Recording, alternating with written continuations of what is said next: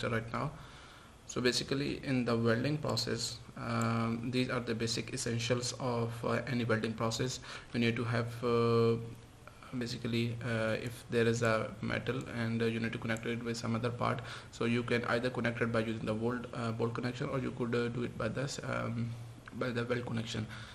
In this case, the metals which are required to be connected are known as base metals. ठीक है, जो जिन portions को या जिनको हमने कनेक्ट करना होता है उनको हम क्या बोलते हैं, बेस मेटल बोलते हैं. Then there is a filler metal. Filler metal could be of different types. It could be of a tube और solenoid wire, gonna see in the next slide. और उसको फिर हम कनेक्ट करते हैं ये फिलर मेटल को.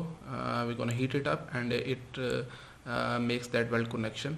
We heat this filler material and it melts down, and then it connects the parts which are required to be joined. And then there should be some phenomena, कोई arc या heat phenomena होना चाहिए जो इस filler metal को melt down करता है और बेस मेटल को भी मेल्ट डाउन करता है ताकि ये पोर्शंस कनेक्ट हो सके. And the flux is the electrode which is required to generate an arc or heat that is required to melt the filler material. So this is the process. I'm gonna explain the welding process in the coming slide. So types of filler material. जो filler material दो से तीन type के हो सकते हैं. एक stick electrode होती है, जैसे कि आपको कॉमनली वेल्डिंग वाली अगर आप शॉप्स देखें तो उसमें आपको कम नॉर्मली कुछ ये प्रोसेस नजर आ रहा होता है कि जिन्होंने ये स्टिक इलेक्ट्रोड यूज़ किया. ये स्टिक होती है and that is clamped between the jaws of any flux and that melts down this filler material. एक इस तरह का इलेक्ट्रोड भी हो सकता है. उसके अलावा एक टाइप ये भी है ऑटोमेटिक, जिसमें हम वेल्डिंग कहते हैं, जिसमें एक गन सी नज़र आती है जिसमें आपके पास एक इलेक्ट्रोड है और इलेक्ट्रोड के अंदर फ्लक्स कोर होती है. जैसे ये इधर स्टिक टाइप होती हैं, डिफरेंट स्टिक्स होती हैं. ये स्टिक जब मेल्ट हो जाती है फिर हम नई स्टिक पुट इन करते हैं और उसको मेल्ट डाउन करते हैं. However in case of this, इसमें सिंपली ये फ्लक्स कोर होती है and in this material melts down. इसकी इर्द गिर्द एक कोटिंग होती है. तो एक टाइप ये भी होती है. दूसरा ये होता है सॉलिड वेल्डिंग वायर. जैसे कि आप छोटी मोटी रिपेयर शॉप्स, जैसे मोबाइल फ़ोन में रिपेयर शॉप्स देखते हैं तो वो जो छोटा मोटा वो जॉइंट लगाते हैं या टांका से लगाते हैं, वो किस चीज़ से लगाएंगे, वो सोलेनॉइड वायर से लगाते हैं. ये इस किस्म की छोटी सी वायर होती है और इसको फिर जब हीट अप करते हैं so it could be also be use as another filler material. तो कनेक्शंस में हम कुछ इस किस्म के तीन टाइप के फिलिंग मटेरियल यूज़ कर सकते हैं. फिलिंग मटेरियल बेसिकली क्या होगा कि एक पार्ट है दूसरा पार्ट है, उनको ज्वाइन करने के लिए जो हम मटेरियल मेल्ट करते हैं और जो मेल्ट होने के बाद इन दोनों को कनेक्ट कर देगा, that is called filler material. Filler material की ये तीन चीज़ें हैं, तीन तरह की हम कर सकते हैं. एक इस तरह स्टिक इलेक्ट्रोड होता है, एक फ्लक्स कोर होता है जिसमें ये वाला पोर्शन मेल्ट होता रहता है, इसके इर्द गिर्द ये इलेक्ट्रोड होता है, ये हीट अप होता रहता है जिसकी वजह से ये मेल्ट होता जाता है. And third one is the solenoid wire. Simply एक छोटी सी वायर ये होती है और उसको हम जब हम हीट करेंगे पहुँचाते हैं ये तो इट मेल्ट्स डाउन, ये हो जाएगा. देन ऑब्वियसली जो फ्लक्स हो जाएगा, flux could be of heat की फॉर्म में प्रोवाइड कर सकते हैं. It could B electric current and obviously using generator. आपके पास कोई पावर हो, जैसे स्टिक इलेक्ट्रोड्स में क्या होता है कि इन इलेक्ट्रोड्स में, इन फ्लक्स में हम इस तरह स्टिक्स इनकलर करते हैं और then we turn the power on. तो ये इसमें क्या करते हैं कि जब वो कनेक्ट होते हैं बेस मेटल के साथ, स्टिक कनेक्ट होती है तो then an electric current runs through, जिसकी वजह से ये मेटल मेल्ट होना शुरू हो जाता है. ये नेक्स्ट स्लाइड में आपको मैं सारा प्रोसेस एक्सप्लेन कर दूंगा कि कैसे वेल्डिंग हो कैसे रही होती है. ठीक है. So this is how welding process works. So basically there is an electrode जिस मैंने आपको बताया दो से तीन टाइप्स के हो सकते हैं. जैसे ये हैं, स्टिक इलेक्ट्रोड भी हो सकता है, फ्लक्स कोर वेल्डिंग वायर भी हो सकता है और ये सोलेनॉइड वेल्डिंग वायर भी हो सकता है. तो बेसिकली होता क्या है कि इलेक्ट्रोड है और इलेक्ट्रोड के ऊपर हम कोटिंग की होती है. कोटिंग का क्या पर्पस है वो भी मैं आपको बताता हूँ.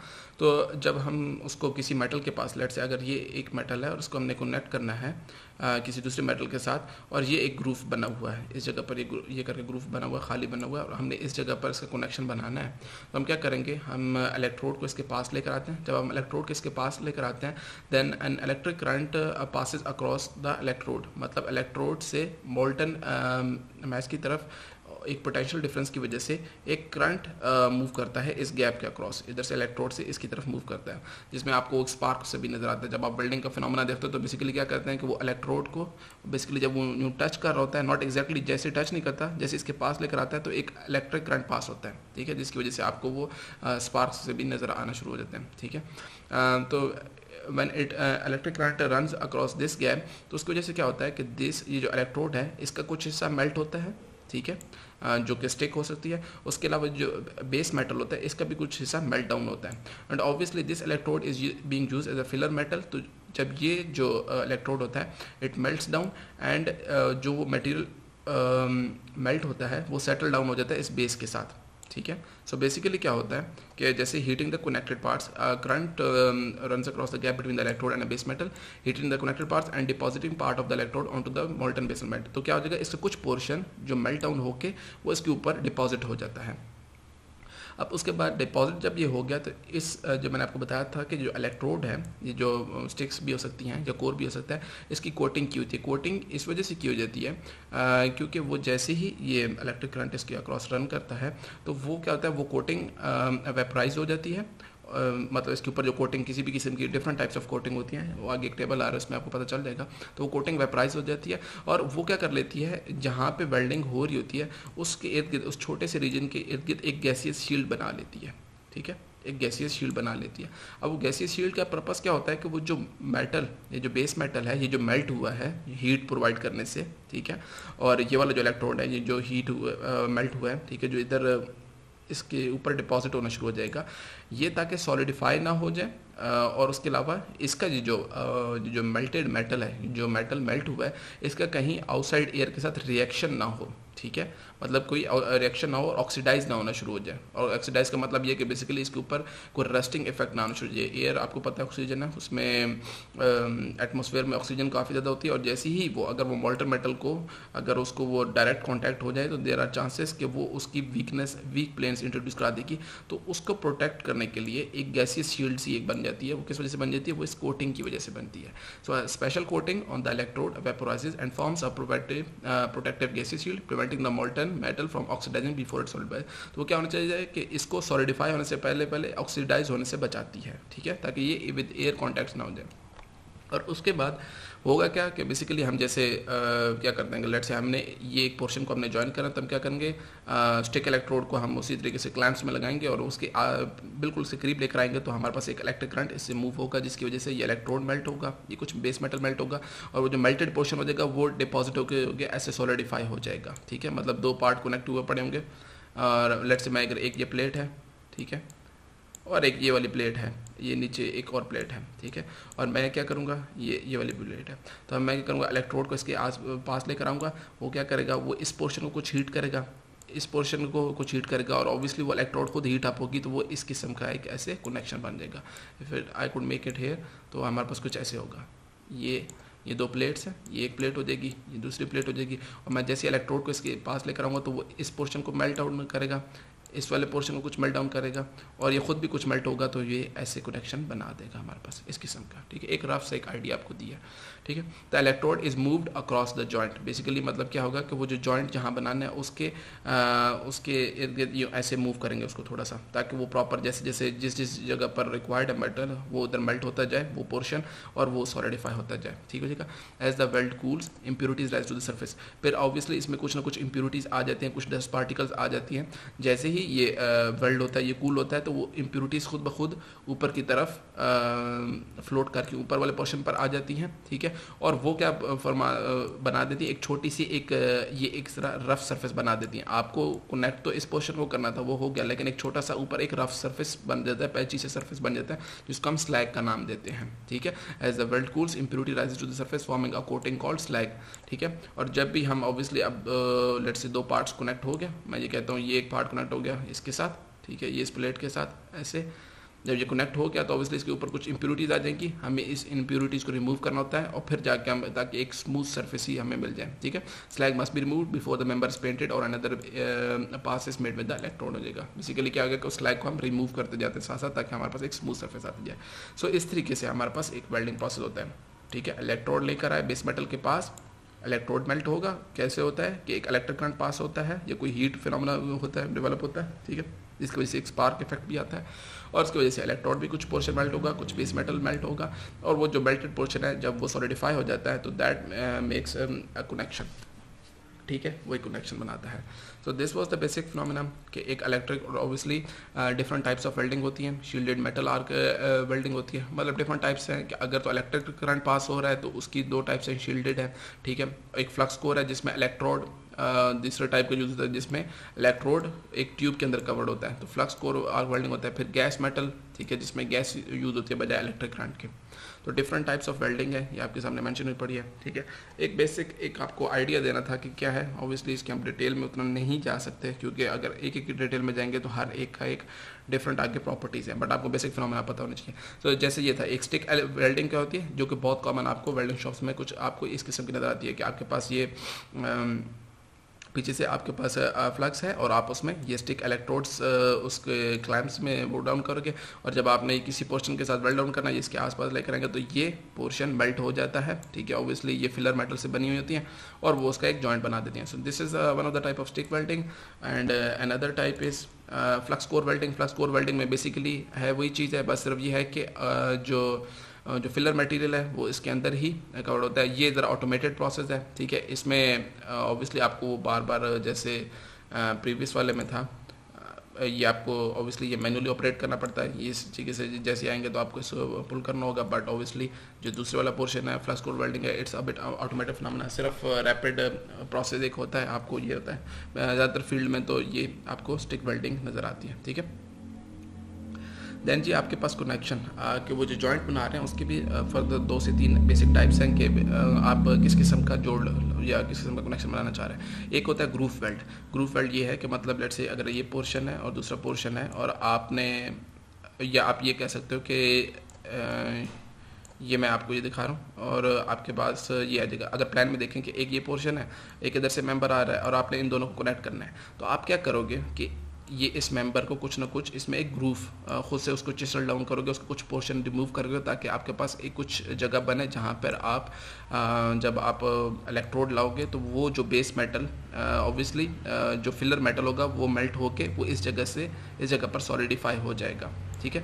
तो या तो होगा ग्रूव वेल्ड। ग्रूव वेल्ड के भी फर्दर 2 टाइप्स हैं, कंप्लीट पेनिट्रेशन ग्रूव वेल्ड होते हैं और एक पार्शियल पेनिट्रेशन ग्रूव वेल्ड होता है। कंप्लीट का मतलब है कि जितना मेंबर है उसकी पूरी थिकनेस को अगर आप चिसल इफेक्ट कर दो एक जगह पर और दूसरे मेंबर को आपने कनेक्ट करना है, तो आपने इस जगह पर ऑब्वियसली फिलर मटेरियल के लिए जगह चाहिए, तो ये कंप्लीटली ग्रूव हुआ पड़ा है, ठीक है। जैसे कि ये आपके पास कि पूरी थिकनेस में आपने इसका एक पोर्शन ऐसे लेट्स से अगर मैंने इधर जोड़ लगाना है, मैंने अगर इधर एक मेंबर और कनेक्ट करना है, तो मैं कैसे करूँगा, इसका कुछ पोर्शन इधर से करके इसको डिग आउट करूँगा, इसको रिमूव कर दूँगा, ठीक है। इसमें एक होल सा क्रिएट कर दूँगा, एक ग्रूव सा बना दूँगा, और फिर जब मैं इसमें फिलर मेटल को मेल्ट करके मैं इसका एक इधर कनेक्शन बना दूँगा।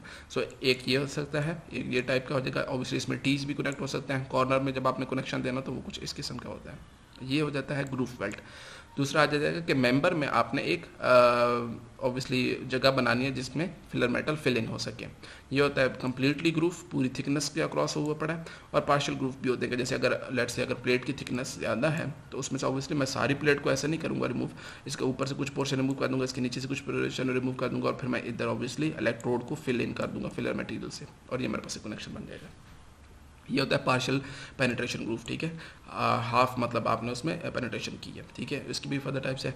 एक होता है प्लग वेल्ड। प्लग वेल्ड का ये हो जाएगा कि ऑब्वियसली जब आपको वेल्ड स्ट्रेंथ ज़रा ज़्यादा रिक्वायर्ड है, ठीक है, तो आप क्या करोगे कि लेट से अगर एक प्लेट है और दूसरी प्लेट ये है, इन दोनों को कनेक्ट करना है, तो आप क्या करोगे कि ऊपर वाली प्लेट में से एक होल क्रिएट कर दोगे, जैसे कि ये एक बना हुआ, ठीक है, और उसमें से फिर आप फिलर मेटेरियल फिल इन कर दोगे, तो वो आपके पास एक कनेक्शन रहेगा। तो ये प्लग वेल्ड होता है। और जो सबसे ज़्यादा जो कॉमन यूज़ होता है और जो सबसे ज़्यादा एफिशिएंट है वो है फिलेट वेल्ड, और जो सबसे ज़्यादा आसान है बनाना। कि क्या होगा कि जहाँ भी कॉर्नर्स बन रहे हो, लेट से आपके पास ये एक पोर्शन था, आपने इसको कनेक्ट करना था, तो इसका कॉर्नर क्या बन रहा था, एक इस जगह से बन रहा था, एक इस जगह से बन रहा था, मतलब जब इससे कनेक्ट कर रहे थे, तो इन जगहों पर फिलेट वेल्ड मतलब कॉर्नर को कनेक्ट करो ऐसे इंक्लाइंड से, ऐसे ट्राइंगल सा बना होगा। हमेशा एक पोर्शन को कनेक्ट करना होगा इससे, तो आपके पास ये एक छोटा सा ट्राइंगल ऐसे बनाएंगे या ऐसे बना देंगे, तो ये आपके पास फिलेट वेल्ड हो जाएगा, ठीक है।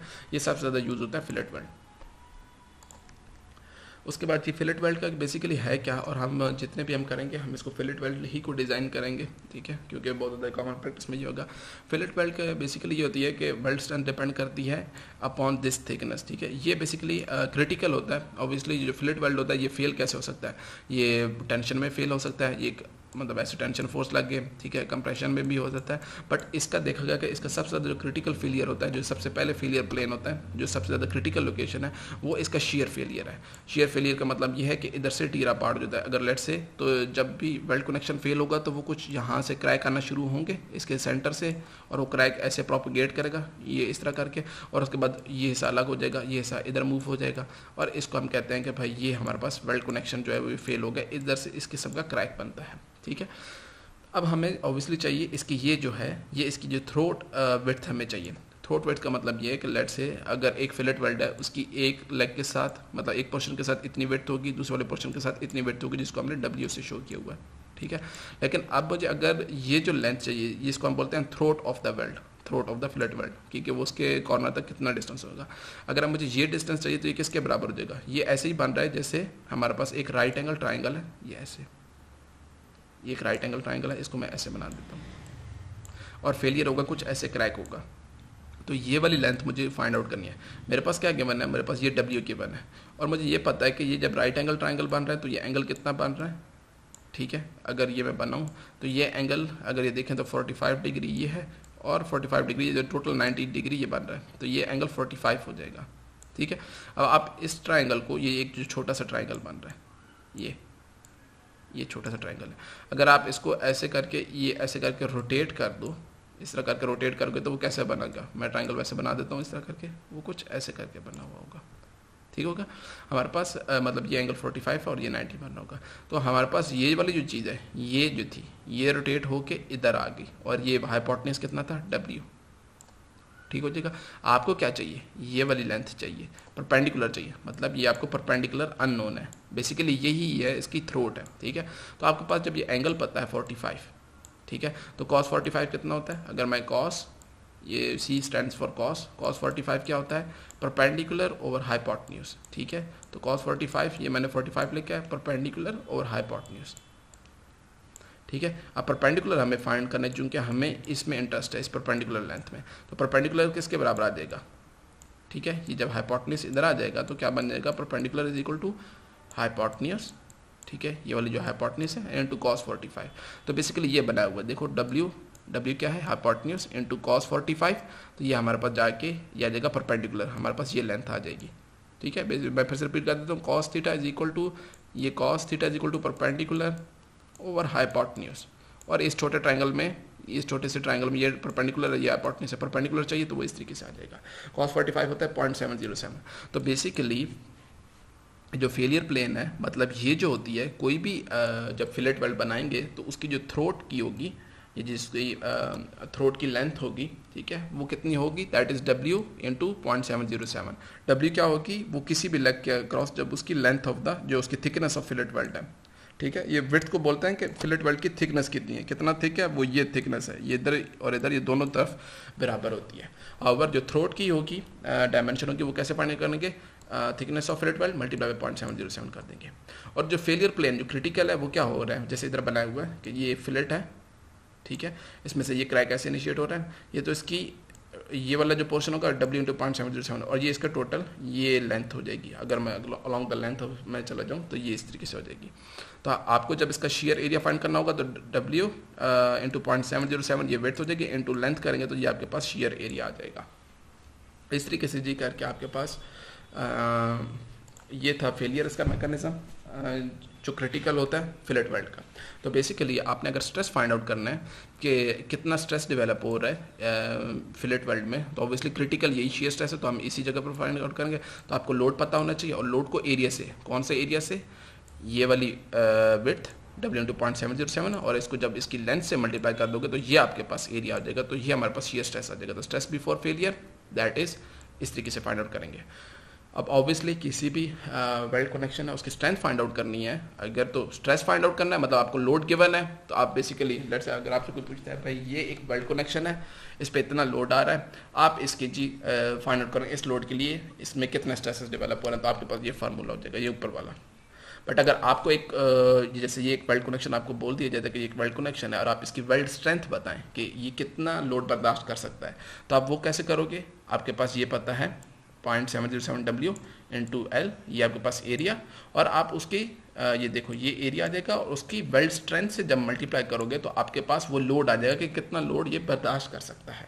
ठीक हो जाएगा कि कितना लोड बेयर आउट कर सकता है। तो आपको वेल्ड स्ट्रेंथ पता होनी चाहिए। अब इसमें क्या है, ये शेयर एरिया है वेल्ड का, और ये वेल्ड स्ट्रेंथ है। जब हम इनको मल्टीप्लाई करेंगे तो हमारे पास लोड आ जाएगा, कितने लोड पे फेलियर होगा। ठीक हो जाएगा, इंशाल्लाह क्वेश्चन करेंगे तो आपको ज़्यादा क्लियर होगा। अब इलेक्ट्रोड को जैसे हम कहते हैं ना, बोल्ट्स को हम शो करते हैं कि ये बोल्ट कनेक्शन है या टाइप है A36 स्टील है, ऐसे ही इलेक्ट्रोड का जो वेल्ड कनेक्शन होता है, उसका भी हम एक स्पेसिफिक तरीके से हम रिप्रेजेंट करते हैं कि वेल्ड किस टाइप का है। वेल्ड E60 है, E70 है, E80 है, तो इस तरीके से नाम दिया जाता है। जब ये E60 का मतलब क्या है, E स्टैंड फॉर इलेक्ट्रोड, ठीक है, 60 स्टैंड फॉर टेंसाइल स्ट्रेंथ, मतलब वो जो वेल्ड यूज़ कर रहे हो उसकी अल्टीमेट टेंसाइल स्ट्रेंथ कितनी है। और ये जो दूसरे जो 2 डिजिट्स होते हैं x, और ये जो दूसरा x है, इसका मतलब क्या है कि इसमें जो पहला डिजिट होगा वो पोजीशन उसकी शो करेगा। ये जो पहले वाला, लेट्स से अगर 1 है तो उसकी पोजीशन वो शो कर रहा होगा कि किस पोजीशन पर हो रहा है। और उसके बाद जो दूसरा डिजिट होता है ये हमें शो करता है type of coating and current. ठीक है, वो उसका क्या शो करेगा, उसकी टाइप ऑफ कोटिंग के, कोटिंग उस पर किस किस्म की भी पड़ी है। इसका भी अलग से एक टेबल बना हुआ है। Let's say different types of coating के लिए नंबर 5 कोटिंग यूज़ किया, नंबर 7 कोटिंग यूज़ किया, और पोजीशन के लिए भी डिफरेंट ये यूज़ होता है। ठीक है, बट हमें सबसे ज़्यादा मेन कंसर्न क्या होता है कि हमें ये चाहिए, हमें जो सबसे ज़्यादा इंटरेस्टेड है वो पहले 2 डिजिट में कि E stand for electrode and 60 stand for उसकी अल्टीमेट टेंसाइल स्ट्रेंथ कितनी है। हमें इससे कंसर्न है कि उसकी अल्टीमेट टेंसाइल स्ट्रेंथ कितनी है। जैसे हमारे पास डिफरेंट टाइप्स ऑफ ये इलेक्ट्रोड है, E60 एक्सेस, 70 एक्सेस है। इसका मतलब ये है कि अगर E1110 है तो उसकी अल्टीमेट टेंसाइल स्ट्रेंथ कितनी है, 1110 KSI हो जाएगा। ठीक है जी, इस तरीके से जी हम रिप्रेजेंट करते हैं। और ये कोटिंग के इस तरीके से डिजिट दिए हुए हैं। अगर लेट्स से लिखा हुआ है E60, ठीक है, और उसके बाद हमारे पास एक पोजीशन दे दी जाती है, हम ये कह देते हैं कि लेट्स से 3 पोजीशन है, और उसके बाद डिजिट हम लिख देते हैं 8। लेट्स से 8 का मतलब ये है कि उस पर कोटिंग क्या हुई पड़ी है, उसके ऊपर वो जो इलेक्ट्रोड के ऊपर जिसने जो फिलर मेटल है उसके ऊपर कोटिंग क्या है, वो ये है लो हाइड्रोजन पोटेशियम आयरन पाउडर हो जाएगा। ठीक है, और उसके बाद ये वेल्डिंग करंट वगैरह जो उसके डिफरेंट टाइप्स हैं। सो जब हमारे पास ये देखा कि जो हम तो ऑब्वियसली हमें E60 एक्सेस पता चल गया कि भाई E इलेक्ट्रोड है, 60 क्या है उसकी अल्टीमेट टेंसाइल स्ट्रेंथ है। ठीक है, बट हमें ऑब्वियसली किससे कंसर्न है, मैंने जैसे अभी आपको बताया कि फिलेट वेल्ड फेल किस में होगा, उसमें टेंसाइल भी आ सकता है, उसमें कंप्रेशन भी आ सकती है, बट वो फेल होगा शेयर में। ठीक है, जैसे मैंने आपको बताया था कि ये फिलेट वेल्ड जो है, ठीक है, हमें उसकी अल्टीमेट टेंसाइल तो पता होता है, बट हमें तो उसका पता है कि शेयर में फेलियर होता है। तो उसकी शेयर स्ट्रेंथ कितनी आती है, हम उसकी अल्टीमेट टेंसाइल स्ट्रेंथ को 0.6 मतलब 60% ऑफ जितनी उसकी टेंसाइल स्ट्रेंथ है that is the shear strength. ये एक वेल्ड की शेयर स्ट्रेंथ इतनी होती है। तो 0.6 इंटू 60 कर देंगे, अगर 70 होता तो 0.6 इंटू 70 कर देते, तो ये हमारे पास शेयर स्ट्रेंथ ऐसे आ जाएगी। ठीक हो गया जी। अच्छा जी, उसके बाद जब हमारे पास ये हो गया एंड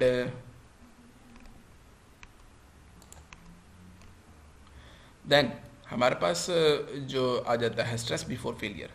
हमने अगर स्ट्रेस फाइंड करना है एक उस चीज़ पे अगर मैं दिखा सकूं कि फिलेट वेल्ड का हमने स्ट्रेस फाइंड आउट करना, जैसे मैंने अभी आपको पहले बताया कि हमारे पास लोड है, और लोड को जब आप उसके शेयर एरिया से डिवाइड करोगे तो आपके पास स्ट्रेस आ जाएगा। आपने अगर load at failure find out करना है तो ये आपके पास चीज़ था, बट ये था क्या, वेल्ड स्ट्रेंथ ऑफ व्हाट, जो आपके पास फिलेट वेल्ड था उसकी वेल्ड स्ट्रेंथ थी।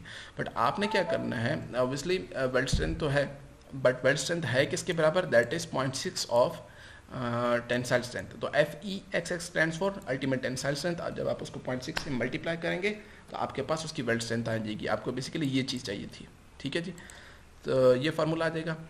अब इट्स नॉट नेसेसरी कि खाली जो वेल्ड है वो फेल हो। ठीक है, जब वेल्ड कनेक्शन की बात करूँ तो ये ज़रूरी नहीं है कि वेल्ड ही फेल होना चाहिए। ठीक है, जैसे मैं ये कहूँ कि ये देखिए ये एक मेंबर है और ये दूसरा मेंबर है। ठीक है, और इनको मैं कनेक्ट कर रहा हूँ यूजिंग, ये मैंने वेल्ड कर दिया इस पोर्शन को मैंने, अगर मैं जो इसको अगर मैं वेल्ड कर सकूँ तो ये वेल्ड हो गया। ठीक हो गया जी, ये हमारे पास वेल्डिंग हो गई। ठीक है, जब वेल्डिंग होगी उसके बाद मैंने आपको अभी तक जो बताया उसमें ये हुआ कि फेलियर हम कैसे करते हैं। मैं एक डॉटेड लाइन से बना रहा हूँ। ठीक है, फेलियर कैसे हो रहा है, ऐसे शेयर फेलियर हो रहा है, बट ज़रूरी तो नहीं है कि इधर से शेयर फेलियर ही हो खाली। ठीक है, एक ये भी हो सकता है कि ये जो जहाँ पे कनेक्टेड है, जहाँ बेस मेटल के साथ, यहाँ पे शेयर फेलियर तो नहीं हो रहा कहीं। ठीक है, बेस मेटल की शेयर स्ट्रेंथ जो है वो तो नहीं हो रही, या ये वाला जो इस जगह पर कनेक्टेड है कहीं इधर से जो वेल्ड है, जो वेल्ड कनेक्शन है, यहाँ से रप्चर ना हो जाए या यहाँ से यील्ड ना हो जाए। तो हम क्या करते हैं कि जब हम वेल्ड कनेक्शन की बात करते हैं तो एक तो हमने उसकी शियर स्ट्रेंथ देखनी है, उसके अलावा हमने बेस मेटल की भी शियर स्ट्रेंथ देखनी है। और बेस मेटल की शियर स्ट्रेंथ भी दो फिनोमेना में देखनी है कि बेस मेटल कहीं उस जगह से, जैसे हमने ये कहा कि बेस मेटल उस जगह से कहीं यील्ड ना कर जाए, और दूसरा बेस मेटल वहाँ से कहीं जो रप्चर ना कर दे। तो बेसिकली आपने क्या, शेयर यील्ड स्ट्रेंथ और share rupture strength, in short क्या करना है कि आपने ये एक पार्ट है, ये पार्ट है, इसको कनेक्ट किया हुआ है, आपने ये मेक श्योर करना है कि भाई चलो शेयर में तो हम चेक करेंगे, ऐसा ना हो कि इधर से अलग हो जाए, इधर से जो बेस मेटल है वो शेयर कर जाए या रप्चर कर जाए। तो जब इधर से शेयर रप्चर हो जाएगा तो इसका मतलब ये है, यील्ड या रप्चर हो जाएगा तो इसका मतलब ये कि इधर से फेलियर भी तो हो सकता है वर्ल्ड का, और इधर से भी फेलियर हो सकता है। तो 3 किस्म के चेक्स होंगे। अब बेस मेटल की शेयर यील्ड स्ट्रेंथ और शेयर रप्चर स्ट्रेंथ कैसे फाइंड आउट करोगे, वो आपके पास ये formula 0.6 FY into A gross. ठीक है, आपने क्या करना है कि आपके पास जैसे आप यील्ड के लिए फार्मूला होता था कि FY इंटू AG, ठीक है, तो AG क्या हो जाएगा, AG हो जाएगा थिकनेस जो भी मेंबर है, टेंशन मेंबर है, ठीक है, और L क्या हो जाएगा, लेंथ ऑफ द कनेक्शन, जितने कनेक्शन में वो फिलेट वेल्ड कनेक्ट हुआ पड़ा है, ठीक है, वो चीज़ आ जाएगी। उसके बाद क्या हो जाएगा हमारे पास, जैसे मैं ये कह दूँ कि रप्चर के लिए भी क्या हो जाएगा, उसके में जगह आ जाएगा नेट एरिया आ जाएगा, F ultimate into net area. अब ऑब्वियसली चीज़ वही रहेगी, नेट एरिया और ग्रॉस एरिया सेम ही रहेगा, क्योंकि इसमें हम होल तो ड्रिल कर नहीं रहे। तो 0.6 F अल्टीमेट आ जाएगा, सिर्फ FY की जगह F अल्टीमेट आ जाएगा, बाकी सेम ही रहेगा। ठीक है, जब प्रॉब्लम करेंगे तो ज़्यादा क्लियर हो जाएगा। इन शॉर्ट मैं आपको सिर्फ बताने का मकसद ये है कि लेट्स से ये टेंशन मेंबर है, और जब आप इसको मूव कर रहे हो, एक तो आपको ये पता चल रहा है कि भाई आपने ये देखना है कि ये कहीं जो वेल्ड है ये यील्ड ना कर जाए, शेयर में फेल ना हो जाए। और दूसरा ये हो जाए कि ऑब्वियसली जब मैं इस टेंशन मेंबर को पुल कर रहा हूँ, ठीक है, जब मैं इस टेंशन मेंबर को पुल कर रहा हूँ तो इस जगह पर ऑब्वियसली ये जो प्लेन आ रहा है जहाँ पे कनेक्टेड हुआ पड़ा है, ठीक है, ऑब्वियसली इस जगह पर शेयर फोर्स आएगी, ठीक है, इस जगह पर। अब इस शेयर फोर्स की वजह से कहीं शील्डिंग तो नहीं हो रही इस कनेक्शन की, या इस कनेक्शन की कहीं रप्चर तो नहीं हो रहा। ऐसा ना हो ना कि लेट से मैं ये कहता हूँ कि ये एक प्लेट है और ये एक प्लेट है और इसको मैंने यूँ ऐसे कनेक्ट हुआ पड़ा, ठीक है, ये हमारे पास वेल्ड कनेक्शन हुआ पड़ा और मैं इसको पुल कर रहा हूँ, ठीक है। तो अब क्या हो रहा है बेसिकली इस वेल्ड में क्या हो रहा है, इस वेल्ड को अगर मैं देखूँ, अगर इस वाले पोर्शन को मैं थोड़ा सा इनलार्ज करके बनाऊँ, ठीक है, ये हमारे पास ये वेल्डिंग हुई पड़ी है, ये कनेक्ट हुआ पड़ा है, तो चांसेस ये हैं कि ऑब्वियसली ये शेयर फोर्स ऐसे फील कर रहा है, ठीक है। अब जब ये शेयर फोर्स फील कर रहा है तो ये तो नहीं हो जाएगा कहीं ये पोर्शन ऐसा ना हो कि ये वाला पोर्शन स्लाइड कर जाए, ऐसे एक मूव हो जाए, ठीक है। तो इस वेल्ड में यील्डिंग भी हो सकती है, इस वेल्ड में रप्चर भी हो सकता है, और इसको हम बोलते हैं बेस मेटल शेयर और बेस मेटल रप्चर, ठीक है जी। तो इन चीज़ों का भी ख्याल रखना है आपने। तो इन शॉर्ट आपके पास 3 किस्म की जो चेक्स हो जाएंगे। जैसे हम पहले करते थे, शेयर करते थे, बेरिंग स्ट्रेंथ करते थे, जैसे प्रीवियसली बेल्ट कनेक्शन की, बोल्ट कनेक्शन की जब बात कर रहा था, बेल्ट कनेक्शन में आपने 3 किस्म की स्ट्रेंथ देखनी है। वेल्ड शेयर स्ट्रेंथ, वेल्ड की शेयर स्ट्रेंथ देखनी है, दैट मीन्स कि जो वेल्ड है ये ऐसे शेयर में फेल ना हो जाए, ये प्लेन में फेल ना हो जाए। दूसरा क्या हो जाएगा, बेस मेटल की क्या देखनी है, शेयर यील्ड स्ट्रेंथ और शेयर रप्चर स्ट्रेंथ हो जाएगा, ठीक है। बेस मेटल की ये 2 स्ट्रेंथ आ जाएंगी, एक यील्ड और एक रप्चर, ठीक है, और वो भी क्या, शेयर। नॉर्मली यील्ड स्ट्रेंथ क्या होती है, FY इंटू AG, लेकिन शेयर क्या होता है उसका 60%, 0.6। इसी तरीके से रप्चर स्ट्रेंथ क्या होती है, F ultimate into net area, but share उसकी क्या हो जाएगी 0.6 टाइम्स, सही हो जाएगा। तो ये आपके पास फार्मूला है और आपने इन्हीं का इस्तेमाल करना है। फिर ऑब्वियसली जो वेल्ड स्ट्रेंथ हो जाएगी, अगर वेल्ड शेयर स्ट्रेंथ है, ठीक है, जो मैं पहला वाली बात कर रहा था, ठीक है, तो उसका स्ट्रेंथ रिडक्शन फैक्टर हो जाएगा 0.75। और जब बेस मेटल की शेयर स्ट्रेंथ हो जाएगी, शेयर स्ट्रेंथ के आगे 2 चीज़ें हैं, या तो ये यील्ड या फिर रप्चर, तो उनमें से भी ऑब्वियसली जो कम होगा, और शील्ड के लिए इस केस में स्ट्रेंथ रिडक्शन फैक्टर आ जाएगा 1, और रप्चर के लिए क्या आ जाएगा 0.75। ये याद रखिएगा, ये वर्ड उससे डिफरेंट है जो शुरू में हम कर चुके हैं, टेंशन मेंबर, कंप्रेशन मेंबर, ठीक है। तो इसकी स्ट्रेंथ रिडक्शन फैक्टर थोड़े से डिफरेंट है। उसके बाद हमारे पास ASD के लिए इधर 2 से डिवाइड कर देंगे तो 1.5 और 2 से हो जाएगा। जब हम प्रॉब्लम करेंगे तो इंशाल्लाह ताला चीज़ें आपको ज़्यादा आसानी से क्लियर हो जाएंगी, ठीक है। तो ये थी हमारे पास बेसिक्स थी कि वेल्ड कनेक्शन की बेसिक्स थी क्या, कि वेल्ड कनेक्शन कैसे बनाया जाता है, उसका बेसिक कंपोनेंट्स क्या है, ठीक है। उसके बाद आगे फर्दर उसकी टाइप्स क्या है, ठीक है, उसके प्रोसेस हमने देख लिया, उसको रिप्रेजेंट कैसे किया जाता है कि E60 XXX का मतलब क्या है, ठीक है। अब जब हम उसकी सारी बेसिक्स पढ़ चुके हैं, उसके फार्मूला देख चुके हैं कि 3 तरह के चेक्स हैं, एक हमने उसकी जो वेल्ड की शेयर स्ट्रेंथ देखनी है, उसके अलावा बेस मेल्ट की जो बेस मेटल है उसकी शेयर यील्ड स्ट्रेंथ और शेयर फ्रैक्चर स्ट्रेंथ देखनी है। तो अब हम आ जाते हैं इसके प्रॉब्लम पे। जी, तो हमारे पास आ गया पहला प्रॉब्लम। पहला प्रॉब्लम क्या है कि आपका क्या है, एक flat bar use as a tension member is connected to a gusset plate. एक बार है, टेंशन मेंबर है, वो कनेक्ट किया गया गजल प्लेट के साथ, as shown in the figure. जो टेंशन मेंबर उसकी थिकनेस 1/4 इंचेस है, जो गजल प्लेट है इसकी थिकनेस कितनी है 3/8 inches. The welds are 3/16 inch fillet welds, ठीक है, फिलेट वेल्ड यूज़ हो रहे हैं और 3/16 इंच उनकी थिकनेस है। थिकनेस का मतलब ये है कि ऑब्वियसली ये तो आपको लेंथ नज़र आ रही है, ठीक है। जब आप इस जगह पर ऐसे करके इधर करके खड़े होगे, अगर मैं इसका क्रॉस सेक्शन काटूँ और आप इधर से देख रहे होगे, तो इसकी ये जो 3/16 का मतलब ये है कि ये गज़ेट प्लेट होगी, ठीक है, मैं अगर ऐसे कर सकूँ, ठीक है। और गज़ल प्लेट को हम जब इसके साथ जब ज्वाइन कर रहे हैं तो हमारे पास लेट से एक टेंशन मेंबर के साथ ज्वाइन कर रहे हैं, ठीक है, मैं ये कर दूँ। और ये हमारे पास इसकी जो फिलेट वाले ऐसे करके बन रहा होगा कि इसकी थिकनेस कितनी आ रही होगी। थिकनेस की मैं बात करूँ, बेसिकली थिकनेस ये है कि ये एक गज़ल प्लेट होगी और उसको हमने कनेक्ट किया वो टेंशन मेंबर के साथ, और ये हमारे पास करके ये जो थिकनेस है यहाँ से लेकर यहाँ तक, ठीक है, दैट इज़ 3/16 इंचेस, ठीक है। उसकी थिकनेस ये विड्थ जो है ये हमें बता रहा है, ठीक है। और बाकी उसकी लेंथ कितनी है वो हमें अगर हम इसके साइड से खड़े होंगे, ठीक है, मैं अगर इस तरफ खड़ा हूँगा, ये आपको क्रॉस सेक्शन नज़र आ रहा होगा, ठीक है। आप अगर इस तरफ करके देखोगे, इधर से देखोगे, तो आपके पास ये लेंथ नज़र आएगी, ये इस तरीके से, ठीक हो क्या। बेसिकली आपको ये प्लेट ऐसे नज़र आ रही है, ये इस तरीके से नज़र आ रही है, तो आपको इस वजह से थोड़ा सा समझने में थोड़ा सा इसको परेशानी है कि, बट ये इतना मुश्किल है नहीं, ठीक है। मैं आपको इंशाल्लाह जब प्रॉब्लम करेंगे तो क्लियर हो जाएगा। The welds are 3/16 inch fillet weld melts. उसके बाद इलेक्ट्रोड कौन सा है, इलेक्ट्रोड की जो हमारे पास टाइप है दैट इज़ E70XX, ठीक है। 70 का मतलब क्या है, उसकी टेंसाइल स्ट्रेंथ कितनी है 70 के सही। The connected parts are off, जो कनेक्टेड पार्ट्स हैं वो क्या हैं, A36 स्टील के यूज़ हो रहे हैं, ठीक है। उसके बाद आपके पास क्या हो रहा है, जो assume that the tensile strength of the members adequate determine the available strength of the weld connection. आपने इस बेसिकली इस कनेक्शन की स्ट्रेंथ बतानी है कि इसकी स्ट्रेंथ है कितनी, कितना ये लोड बर्दाश्त कितना कर सकता है, ठीक है। तो हमने बस बेसिकली ये देखना है कि आपके पास ये एक प्लेट है, एक गज़ल प्लेट है, और उसके साथ एक टेंशन मेंबर ये ऐसे हुआ पड़ा है। अगर से क्रॉस सेक्शन में देखोगे तो ये इसके साथ कुछ ऐसे करके ये प्लेट होगी, मैं ऐसे दिखा सकूँ। इसको एक ऊपर से ज्वाइन किया हुआ है, ऐसे फिलेट वेल्ड बना हुआ है, ठीक है। हमने इधर से एक टांका लगाया हुआ है और एक इसी तरीके से एक नीचे से करके ऐसे करके फिलेट वेल्ड बना हुआ है, ठीक है, ये ऐसे करके ये।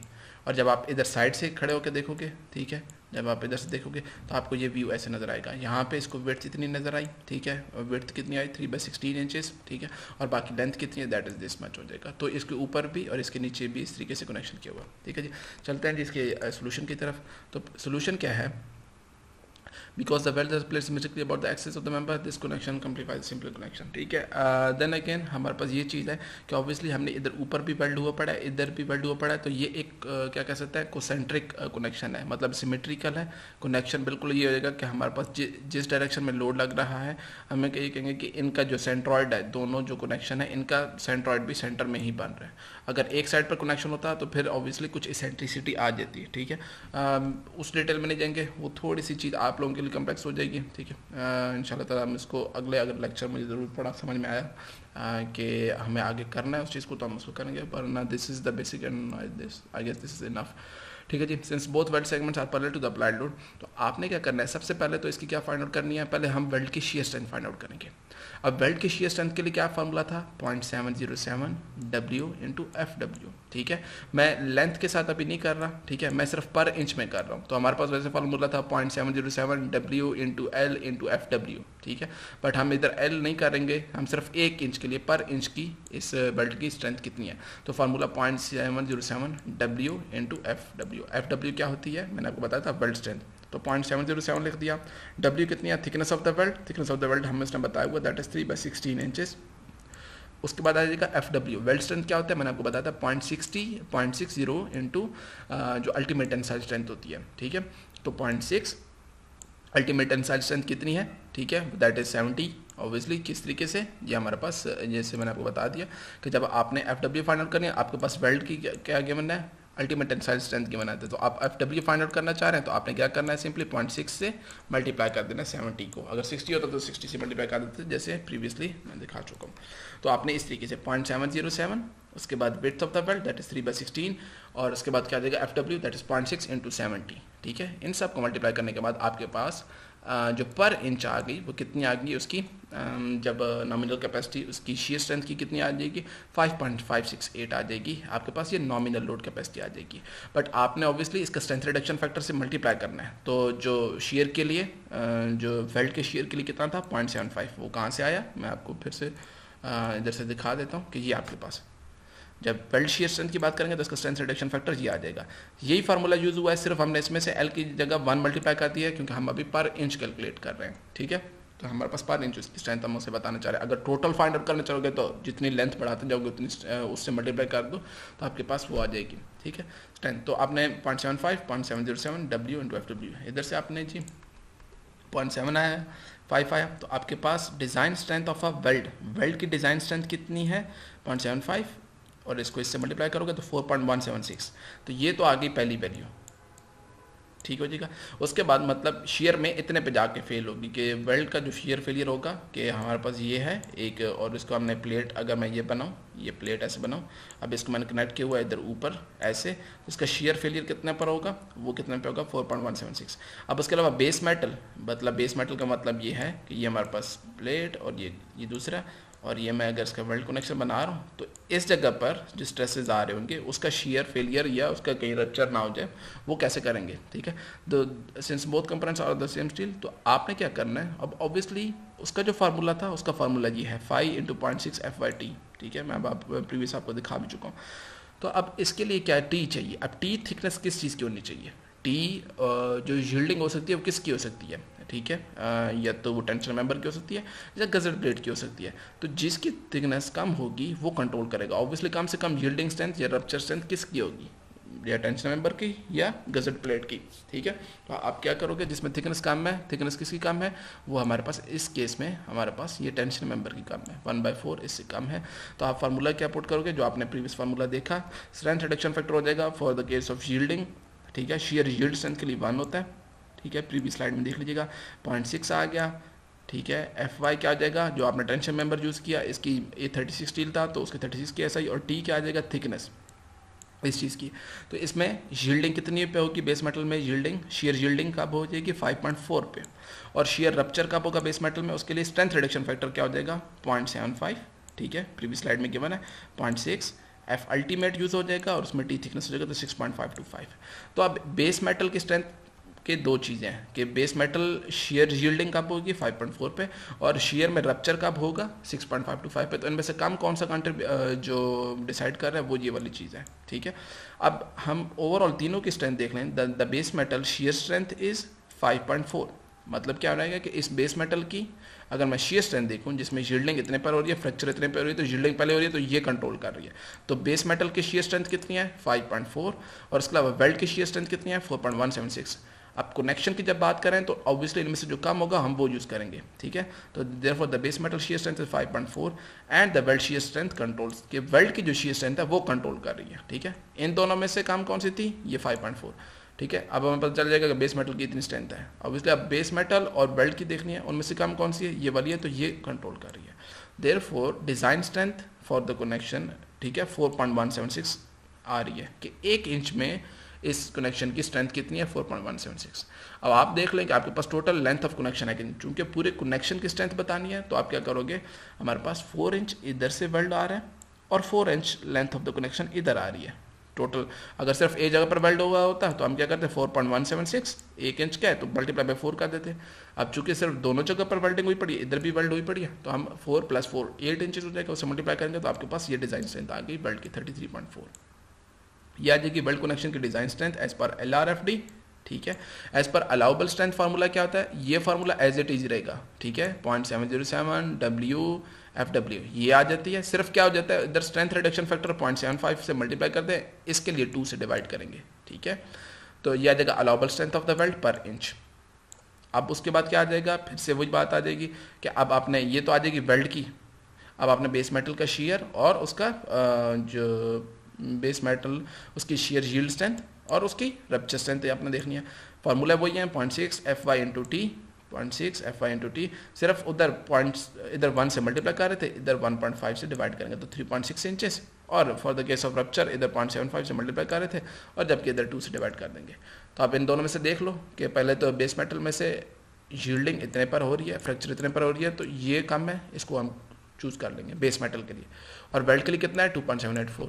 तो अब इनका कंपैरिजन कर लो कि बेस मेटल जो वेल्ड की स्ट्रेंथ इतनी है 2.784, बेस मेटल की कितनी है 3.6, तो इनमें से कम कौन सा है ये वाला, ठीक है। तो the base metal she strength this therefore weld she strength controls.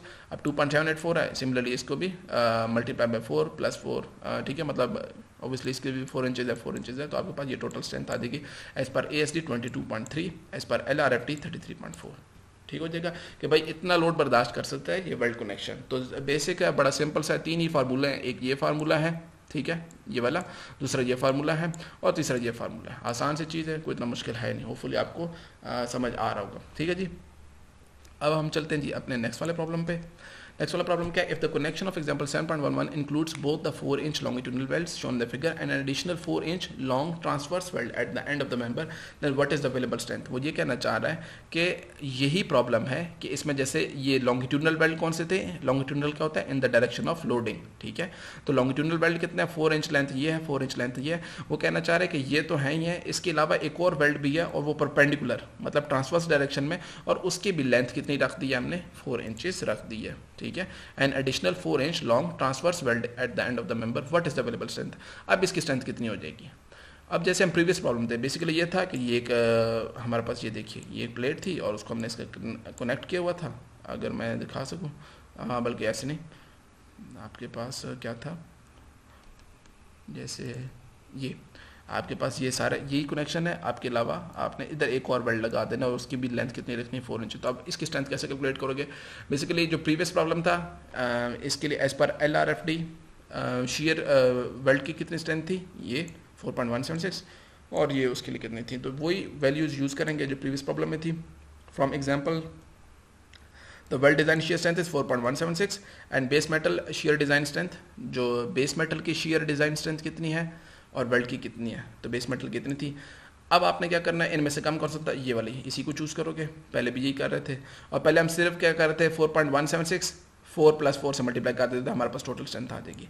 अब 2 तरीके हैं, उसने कहा कि जो ट्रांसवर्स वेल्ड है उसको भी वैसे ही ट्रीट करो जैसे लॉन्गिट्यूडनल है। तो सिंपली क्या हो जाएगा कि अब लेंथ कितनी हो जाएगी 4 इंच इधर है, 4 इंच इधर कनेक्ट हो रहा है और 4 इंच इधर कनेक्ट हो रहा है, बेसिकली मेटल को जब हम कनेक्ट कर रहे हैं। तो टोटल लेंथ कितनी हो जाएगी 4 + 4 + 4 12 से कर दोगे तो आपके पास ये टोटल एक वे आउट ये है, ठीक है, to determine the strength of the connection.